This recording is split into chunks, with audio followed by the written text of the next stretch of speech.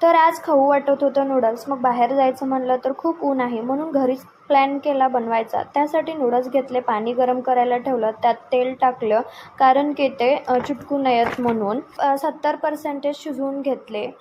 नंतर मग थोडी पत्ताकोबी, शिमला मिरची, कांदे छान असे बारीक कापून घेतलं. कढई घेतलं, त्यात तेल टाकले, जिरे, हिरवी मिरची, कांदा, शिमला मिरची, पत्ताकोबी टाकली आणि आलं लसूण पेस्टसुद्धा टाकलं.